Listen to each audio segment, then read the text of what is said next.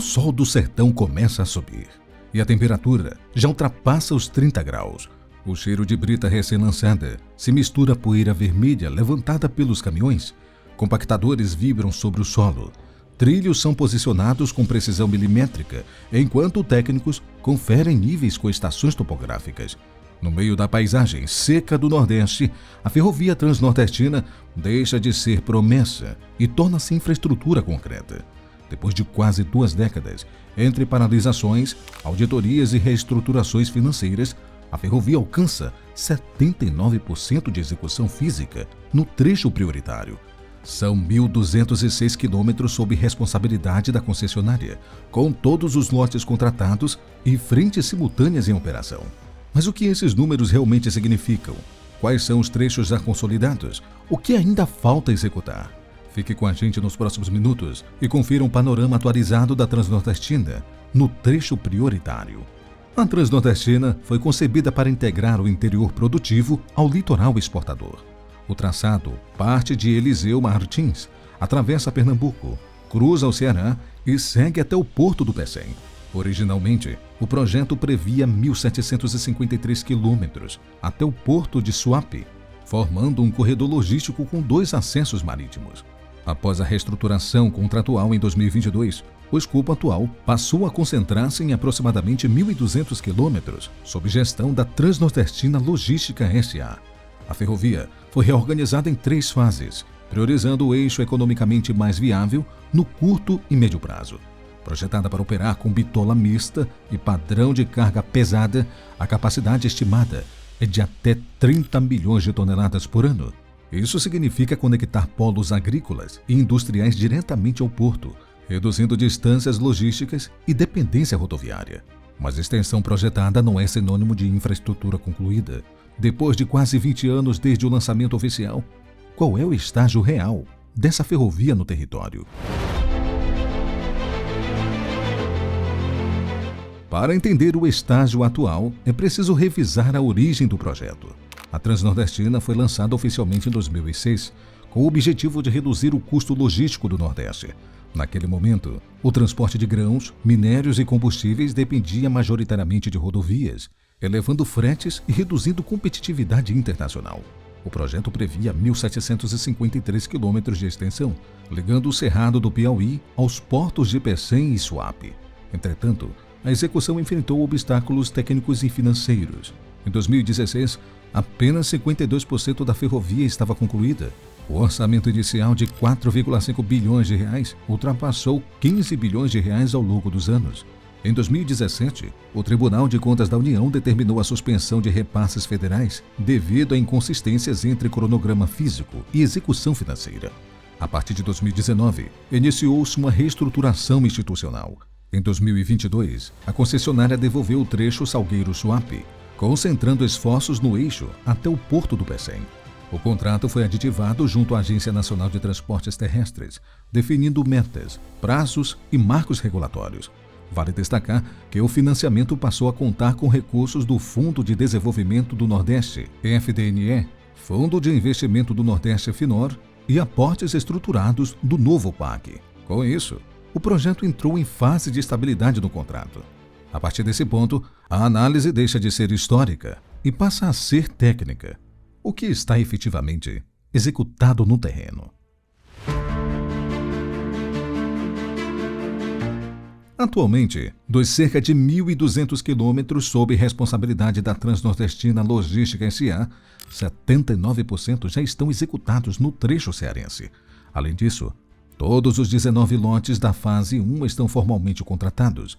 Esse ponto é relevante, porque encerra um ciclo histórico de trechos sem cobertura contratual. Vale destacar que os últimos 97 quilômetros entre Baturité e Aracoiaba receberam ordem de serviço no final de 2025. Com essa etapa, todo o corredor até o Porto do Pecém passa a estar oficialmente em implantação contínua. De acordo com o governo do Ceará, são 10 frentes simultâneas distribuídas ao longo do traçado. Nessas frentes, mais de 4.000 trabalhadores atuam em atividades que vão desde a terraplanagem até a instalação de superestrutura ferroviária. Até o momento, o investimento executado ultrapassa 7,9 bilhões de reais. Segundo as diretrizes pactuadas com a Agência Nacional de Transportes Terrestres, a conclusão da fase 1 está prevista entre 2026 e 2027. Na sequência, a fase 2 projeta a expansão até 2029, alcançando novamente Eliseu Martins. Paralelamente, o trecho Salgueiro-Suape permanece sob planejamento próprio no âmbito federal, o que futuramente pode recompor o desenho logístico originalmente concebido. No campo técnico, entretanto, os números precisam ser traduzidos em obra executada. Toda ferrovia começa pelo que quase ninguém vê, a terraplanagem. É ali que se define o chamado grade, ou seja, as inclinações e curvas que vão determinar o esforço dos trens ao longo do percurso. Cortes profundos e aterros extensos são executados com controle topográfico permanente. O objetivo é manter declividades compatíveis com composições de até 120 vagões. Inclinações mal dimensionadas impactam o consumo de combustível, esforço de tração e desgaste mecânico. Em áreas com solos de menor capacidade de suporte, são adotadas soluções complementares. Nessas situações, o solo pode ser substituído, reforçado com material mais resistente e compactado com controle rigoroso. Para garantir que o solo suporte o peso dos trens, técnicos medem a densidade do terreno, controlam a umidade e aplicam o chamado Índice de Suporte Califórnia, um teste que indica se essa base é de fato resistente à superfície. Somente após essa validação, inicia-se a formação da via permanente. Essa fase começa com a implantação do substrato, uma camada que funciona como transição estrutural entre o solo tratado e o lastro, além de proteger a base contra a contaminação por partículas finas. Em seguida, aplica-se o lastro, composto por brita graduada de alta resistência. Aqui, o objetivo é distribuir cargas dinâmicas, absorver impactos e garantir drenagem eficiente ao longo da plataforma. Sobre essa base, são posicionados os dormentes de concreto, peças que sustentam os trilhos e distribuem o peso dos trens. Eles são dimensionados para suportar até 32 toneladas por eixo, padrão compatível com ferrovia de carga pesada. Logo depois, os trilhos são soldados em barras longas contínuas.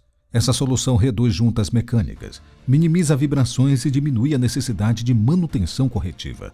Como a Transnordestina opera com bitola mista, o assentamento exige ainda maior precisão geométrica. Em determinados segmentos, é necessário trilho suplementar, ampliando a compatibilidade futura com outras malhas ferroviárias e permitindo integração estratégica com o sistema nacional. Enquanto a via permanente avança, as obras de arte especiais seguem em paralelo. Pontes e viadutos garantem a transposição das rodovias federais, cursos d'água e áreas de drenagem sazonal. É importante ressaltar que algumas dessas estruturas superam impressionantes 300 metros de extensão. Muito além da dimensão, outro aspecto importante é que, dependendo das condições geotécnicas identificadas nas sondagens, utilizam-se estacas escavadas ou hélice contínua monitorada. Essa escolha técnica é determinada pela capacidade de carga do solo e pelo comportamento estrutural esperado. Ao mesmo tempo, os pátios ferroviários estão em implantação. Esses pátios não são apenas áreas auxiliares, são estruturas operacionais essenciais para cruzamento, estacionamento técnico e formação de composição longas. Outro elemento crítico é a drenagem. Embora o semiárido registre períodos prolongados de seca, os eventos de chuva são intensos e concentrados. Por essa razão, bueiros celulares, galerias de concreto armado e canais de dissipação foram dimensionados com base em estudos hidrológicos específicos. Além disso, a proteção de taludes com revestimentos adequados reduz riscos de erosão. Inspeções topográficas, ensaios laboratoriais e verificação contínua de geometria da via garantem conformidade com as especificações contratuais. Assim, ao afirmar que a ferrovia atingiu 79% da execução física, não se trata apenas de quilômetros implantados. Trata-se de consolidação técnica de terraplanagem, estruturas, via permanente e sistemas de drenagem. Em outras palavras, trata-se da base estrutural de um corredor ferroviário projetado para operar em padrão industrial pesado e integrar de forma definitiva o interior produtivo ao litoral exportador.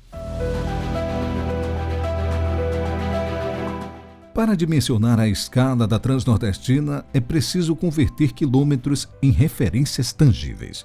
Com cerca de 1.200 quilômetros, a ferrovia equivale aproximadamente à distância entre Fortaleza e Brasília. Se fossem alinhados, os trilhos cobririam mais de 1.600 campos de futebol enfileirados. Em termos de capacidade, Os 30 milhões de toneladas por ano projetados aproximam-se do desempenho da estrada de ferro Carajás, embora com perfil de carga diversificado. Cada trem, com 120 vagões, poderá transportar cerca de 8 mil toneladas. Isso equivale à substituição de aproximadamente 300 caminhões graneleiros por composição. Ao atingir capacidade plena, a ferrovia poderá retirar das rodovias algo próximo de 750 mil viagens de caminhões por ano. Essa substituição reduzirá congestionamentos, desgaste de pavimento e emissões. De fato, a futura conexão com a Ferrovia Norte-Sul amplia o alcance logístico nacional, integrando o Nordeste a um corredor ferroviário contínuo. Em escala internacional, a Transnordestina se aproxima do modelo de corredores heavy haul utilizados na Austrália. O investimento estimado em 15,7 bilhões de reais posiciona a Transnordestina entre os maiores projetos ferroviários recentes do país. Para dimensionar essa escala de forma concreta, esse montante seria o suficiente para adquirir aproximadamente 209 mil carros populares 0 km, considerando um valor médio de R$ 75 mil por veículo.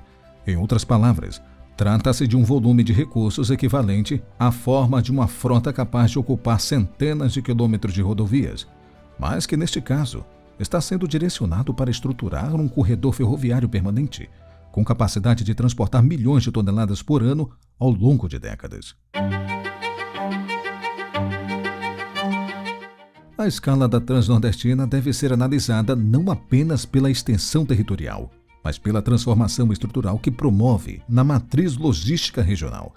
À medida que a fase 1 avance para a conclusão prevista entre 2026 e 2027, o eixo entre Eliseu Martins e o Porto do Pecém deverá iniciar uma operação gradual de cargas, marcando a transição da obra civil para a fase operacional. Na sequência, a fase 2, com o horizonte projetado para o final desta década, ampliará esse alcance territorial, consolidando o corredor como alternativa efetiva ao transporte rodoviário de longa distância.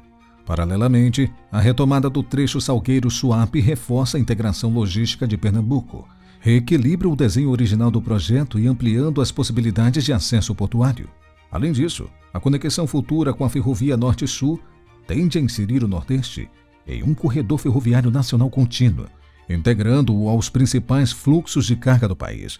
Com essa estrutura consolidada, a expectativa é reduzir em até 30% o custo logístico agrícola da região. Ao mesmo tempo, a presença da ferrovia tende a estimular a ampliação de terminais intermodais, armazéns e novos polos industriais ao longo do traçado, ampliando o efeito multiplicador da infraestrutura sobre a economia regional.